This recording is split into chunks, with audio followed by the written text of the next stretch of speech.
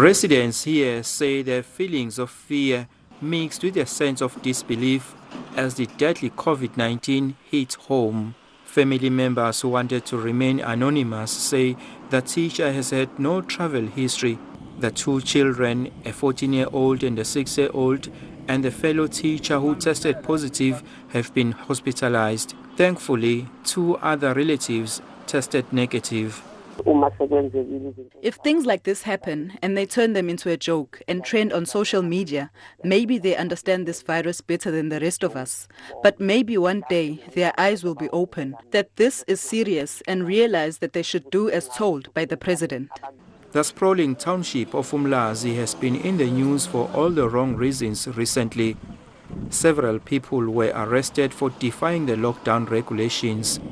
But streets are almost deserted. It's only at shopping malls where queues are swelling with people collecting social grants. We are very saddened about the disease now. It's something we have never thought it will affect us. Initially, it sounded as it was too far from us. We are surprised that it has now been reported right here in uMlazi. That means we are no longer safe from the disease.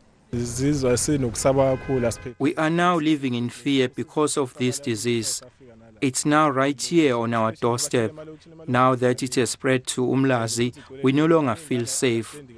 It's more dangerous in uMlazi because we are densely populated and our children always play outside and they don't understand the impact of this virus. The Department of Education says the disease poses a challenge for learners as schools are expected to open after the lockdown. It's also going to present a challenge when the lockdown is uplifted because we'll have to immediately start teaching and learning. Now the difficulty will be to ensure that learners and teachers, when they come back to school, at least they are negative so that they don't present an opportunity for the virus to replicate and start spreading again. The deceased teacher will be laid to rest on Friday. Authorities have called on those who may have come into contact with the deceased and their family to present themselves for testing. Vusi Kumalo, SABC News, Durban.